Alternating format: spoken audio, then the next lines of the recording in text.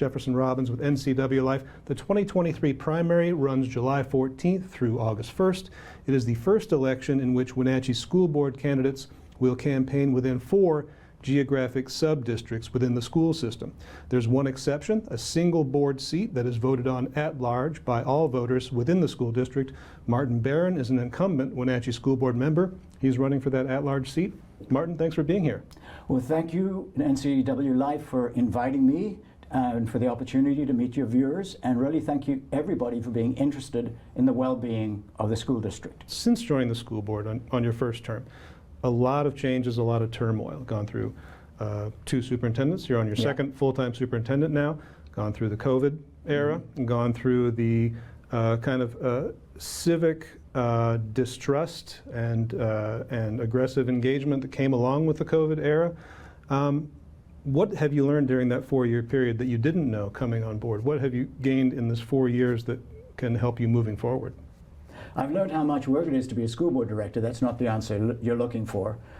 I've learned the importance of reaching through loud noises and yelling and staying calm and trying to solve problems. If you take the pandemic, we didn't know what to do. So, the district used the best clinical health advice they could. I think if you look back at it, there's no question everybody didn't do what was perfect. But we did attempt to keep the schools safe. We did. One of the things that was interesting to me when we had the high school on half days and half the students, I actually asked to job shadow a student who later on was a sophomore, and I followed her through high school. And so I got to see what it was like inside, and it wasn't easy. So there's this aspect of it. Conflict, I mentioned collegiality. You need to listen and you need to care, but then you need to use judgment and rationality. That's kind of, I guess there's no secret formula. It's just be diligent, open-minded, judge on merit, and try to work. Talking about the challenges in front of the school district, we have what's estimated to be an ongoing enrollment decline. Something like less than 300 students by 2026. The COVID money that was available for schools is not there anymore, so we have, partially as a result, a $4.5 million gap in the general fund. We're talking about 40 staff and teachers going away by 2024. So one of the missions of the Wenatchee School District in its mission statement is to make students future ready. How do we reassure students and parents and teachers that the district itself is future ready when it has those kinds of challenges sitting right on its doorstep? Yes, you talk about $4.5 million, and budget to budget there was about 40 positions. But I think you need to look at it from a benchmark point of view. What a third roughly of that reduction corresponds to declining enrollment. Now, you don't necessarily get the right pupil-teacher counts to be able to adjust to that, but that's inevitable. You've got to adjust that way. We have a formula for getting money from the state. Another third roughly is the end of extra money that all schools got to deal with the pandemic. That was going to go away anyway. We've just got to do it in the most orderly way we can. And I'll let the superintendent give out some good news he's got on managing to compensate for some things that went away. So that kind of thing. And the other third is adjusting, and we had some forecasting discrepancies, and they were forecasting, but where that takes me is the school district adapted and in fact beat the budget in the previous year, and we're able to do that. And if you compare the actual people as compared to the budget positions, everybody knows it's very difficult to find bus drivers, truck drivers, teachers, parapros in the whole of the United States right now. We are not staffed at 100%. So as Superintendent Eagle said, this is an immense human position issue from the point of view of teachers and careers, but the district worked really hard to use natural attrition and minimize that impact. So it is an adjustment process. It's a thoughtful adjustment process. Actually, I think of it as perhaps not as big as 40, maybe 30, maybe even less if you take some positions that are not filled. And it's $4.5 million in roughly $130 million a year. That's the magnitude of the change. In a school district where 85% of our costs are people. So it's very much a people organization. But yes, anticipation. Another thing I want to say is when I joined the board, I thought we've never had a budget committee in this that I know of in Wenatchee. Maybe we did a long time ago. And I suggested that would be a good idea, and it never really happened. It did happen when the second half of 2022, and Laura Jakes and I were the two board members on the budget committee. I think that's really good because two board members are involved, get early view, things can get brought to the whole board. There's better communication, better anticipation. So that's my answer. I think the budgeting process is stronger than it was and more like it should be. I come from the private sector and did a lot of work on budgets.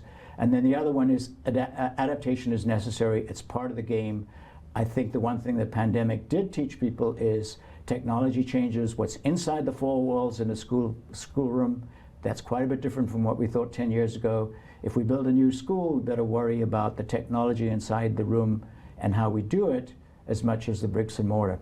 Is this enrollment decline really a foregone conclusion? Because it seems to be tied heavily to observations of birth rate, but communities can change in all different kinds of ways.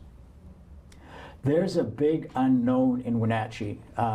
And before the pandemic, when we were trying to think of building future facilities, the district in about 2020 commissioned a demographic study, which is still useful, but it's out of date.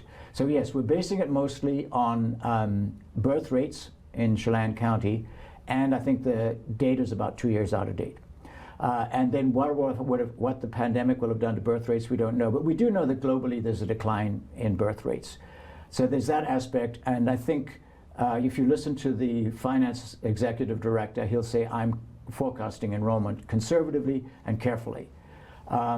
Wenatchee is growing, but what kind of people are coming to Wenatchee? Are they childless people? Are they retired people? A big shift to apartments.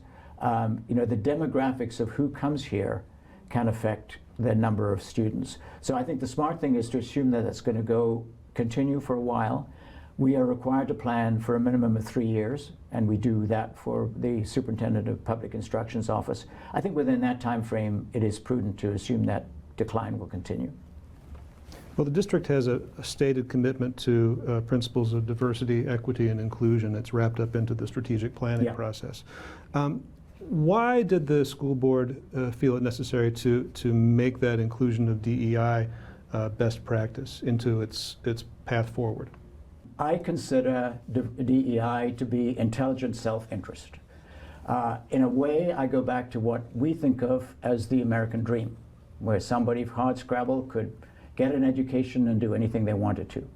What we've got to remember now is how many different kinds of people there are in the United States, and the word that is used in a DEI plan is to give access to everybody. But another phrase that I use is, for heaven's sake, do not waste talent. Talent is everywhere. Go find it and give it a chance to develop. And if you look around, I actually gave a talk to the school board where I talked about it. I said, well, think about who has those kind of plans. I said, John Deere does. Goldman Sachs does. The Federal Reserve does. Procter & Gamble does. They're not dumb people. They're looking at using their resources well. So I see DEI, yes, it's got a social aspect. Yes, it sometimes has a justice aspect. But most of it all, it's just being smart.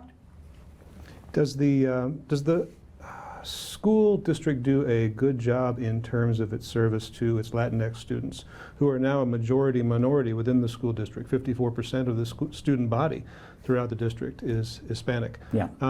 How is the district doing in its service to those students? Could it be better? It definitely could be better. But I do want to say the school district is putting a genuine and very serious effort into it. Because I speak Spanish, actually when I was a candidate, I began going to what's called the PAC, the Parent Advisory Committee meetings, and I've become friendly with that group over time. And that's a group who are trying to, many newly immigrant families do not know how to work the system, do not know how to advocate for their children. That's a big factor. Within the school district, we have a magnificent student advocate system, family advocate, through all the schools. And people like the school resource officers, the security people, they know how to work throughout the community. So no, we have a long way to go. It begins through not being aware.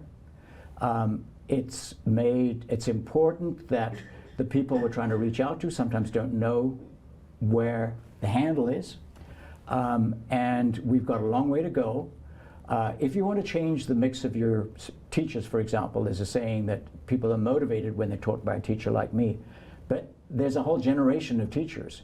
So the district is actively trying to improve the way we recruit diverse range of teachers. We saw it during the COVID pandemic with protests toward the school board over the way students were being reintroduced to school, masking and so forth. Yeah. We saw it again recently with questions about what kind of books are available to students in the school district.